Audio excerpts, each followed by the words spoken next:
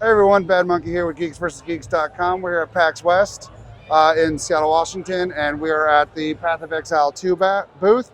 And sir, if you can please introduce yourself and what you do right here. Yeah, so my name is Chris LaFerriere. I work for GGG. Moved down to New Zealand to do so a couple years ago now, and I'm on the.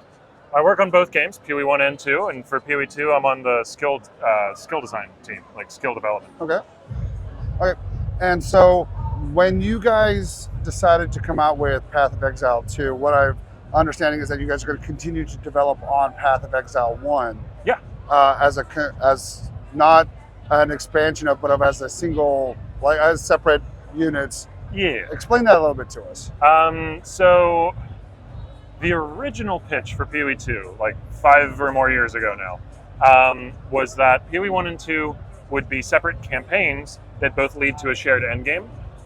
But as development went on POE 2 and more systems got changed at sort of a fundamental level, because we had the freedom to do that with a game that was as yet unreleased, it kind of ended up splitting. And enough changed about POE 2 that we decided we want to preserve what Path of Exile 1 is for people who really, really love what it's become. And we also want to make some new and interesting and exciting decisions that will take POE 2 in a different direction. So let's just do both.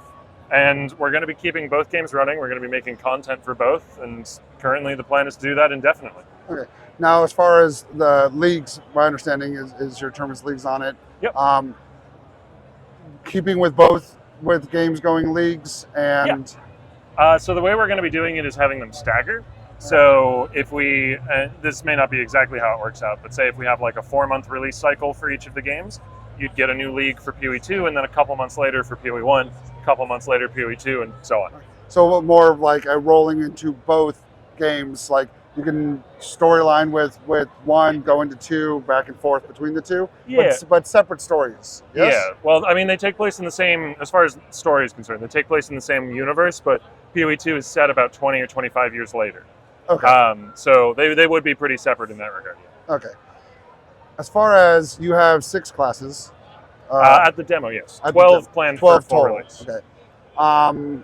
Explain to me the classes that you guys picked, because my understanding is you have 6 like original and then 6 different, or how did you pick what you guys put in there? In POE 1 there's 7 classes, and 6 of those are being transplanted or carried over, I guess, into POE 2, though with some changes that we haven't gotten into specifics of, but there will be changes. Okay. And a lot of the ones that we've shown off so far in POE 2 are the new 6. So the way that works is there's one huge passive tree that every class is on, and there's 6 starting points on that tree, and each of the starting points, there's 2 classes that can choose to start at that point. So you have like the Witch and the Sorceress, for example, Witch being more like summoner oriented and stuff, and Sorceress being more of a caster that's about spewing out fire, lightning, cold, elemental damage. And you'll have that dichotomy for every one of the starting points on the tree, which is a total of 12. Most of what we've shown at the demo are those newer classes that weren't in POE 1. So things like Mercenary, which is new to this demo, and Druid, which we've shown at our previous Exile Con. Things that are new to POE 2 because we want people to get hyped and excited for it. Obviously, bringing in new players is important for you guys from other genres or other games similar to this. How do you guys plan on doing that? Like, what is your kind of idea behind doing that? Well, in POE 2, let me step back a little bit. One of the biggest barriers to entry for people is the fact that Path of Exile is a it's a game with a lot of depth to it, and that necessitates a good amount of complexity. And that can often be seen as like a wall, a barrier to entry. There's too much to learn. The game throws too much at you. And part of that is simply in our delivery. Not even necessarily the content. It's not that it's too complex to learn. It's that we give you everything all at once. And in POE 2, we want to, sort of measure that a bit and pace it a little better. It really is just a pacing problem. One example of that is the skill and support system it exists in both games, though changed in POE 2 to some degree.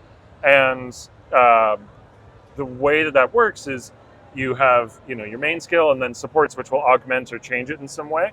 And in POE 1, you just kind of get like big list of support gems. Pick something. And PoE 2, what we're doing is when you go to select a support gem, it'll show you a list of ones that would work well for the skills that you have equipped, and you can pick from those. Or you can click a button to go back to the big list if you're the player who just wants to see everything. So, like, we don't sacrifice anything in terms of actual gameplay there. You know, the game is still just as many options for somebody who wants a ton of options to play with, but now a newer player doesn't get inundated with everything all at once. I've read here that you guys are coming out with a date as far as for like a early access. Yes. You guys talk about that, but not set a date for a release. Yeah, so November 15th is when we'll be going into early access.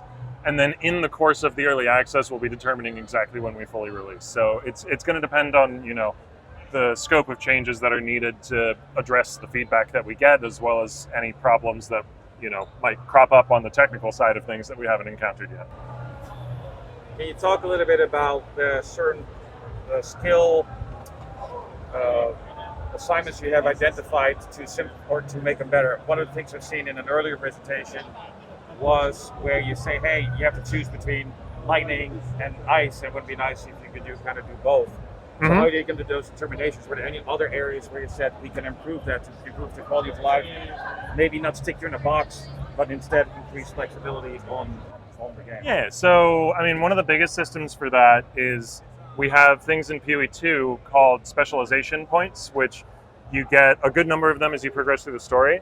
And so those points, you get 2 sets of them to assign. And when you weapon swap from your main hand to your offhand, the passive tree will dynamically change to whichever one you have assigned to whichever weapon set. And that means that if you want to do something like cold and lightning together, you can invest, say, 20 points into lightning on your main hand tree and have them in cold on your offhand tree. And whenever you swap between the weapons that are assigned, you know, that are better for one or the other, it'll automatically switch your build up a bit on the fly. And have you found other areas where you did similar things, where you thought we can improve on sort of the traditional way of doing a skill tree or the way that we're designing support gems is somewhat in that like way of thinking, in that we're trying to design support gems that can be a little more widely applicable to more situations, so that you don't feel, you know, so you don't feel the need to tunnel in quite as much. But I wouldn't say there's anything like on that same systemic level as the split passive points. What is your favorite aspect of the game that you have here? Like, what is it that when you sit down and you look at what you guys have done, you go, I really like that? I think the place where we've improved the most going from PoE 1 to PoE 2 is the boss fights. There is not a single boss fight in PoE 2 that I would call like basic or stagnant or boring. And, you know, it's a 11, 12-year-old game at this point. Some of the earlier boss fights in PoE 1 are a dude with a big sword and he swings at you and that's about it. Sure. And, you know, that was what, with a much smaller studio and much less resources at the time, was able to be put out. And, you know, the game still had all sorts of revolutionary systems. But now we've got those well thought out, elegant game like design systems, and then also the big flashy cool boss fights to back it up. I've noticed, like, it's a really beautiful game. The time that we got to play here and the stuff that I've seen out, your graphics wise, I absolutely love, and it is absolutely beautiful. The characters are wonderful. When you go back and look at between PoE 1 and PoE 2, are you going to keep that same, like, is PoE going to still look like PoE 1? Or is there like a plan maybe to upgrade graphics or anything like that on? A holistic upgrade is quite a task. I imagine piece by piece, especially since we're going to keep developing new leagues and stuff, you know, like the newer assets that we're adding in are definitely going to be much more up to par. Probably the biggest individual change we've done there is both games are actually now running on the same engine. So there were, I mean, they were as well in the past, but they're both running on an updated version of our own in-house engine.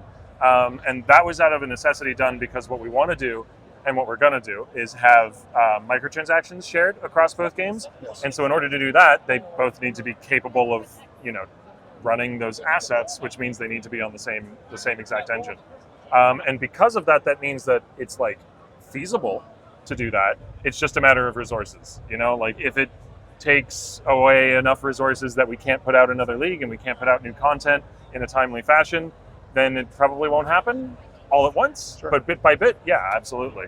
I would love to be able to make, Duelist not look like quite so much potato when you zoom in on it. Right. So in your leagues, just say we've never played.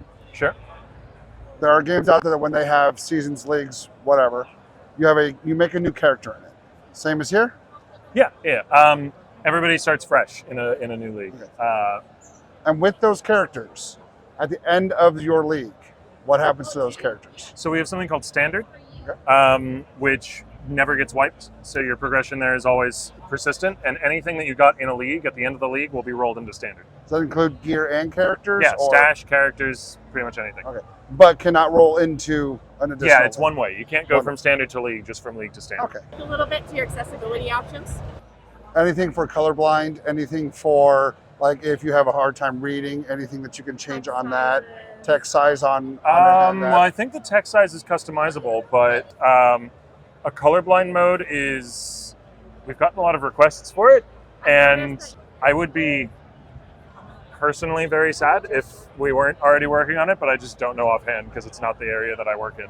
So you have early access coming up November 15th, you said? Yes. How can people get into that? We have not actually said just yet, so Okay. I can't. It will be, it's not going to be invite only or anything, though. It will be open. Okay, so. we'll be open for, and you guys will be releasing ways to do that at a later date. Yes, yeah. So just keep an eye on, pathofexile.com. It'll come up soon. I just can't give that away yet. We're really happy to see that what you guys are doing out here, and I appreciate you taking the time to talk to us. Yeah, And happy thank you to. very much. So thank you very much, sir. It was nice to meet you all. Yeah. And there you go.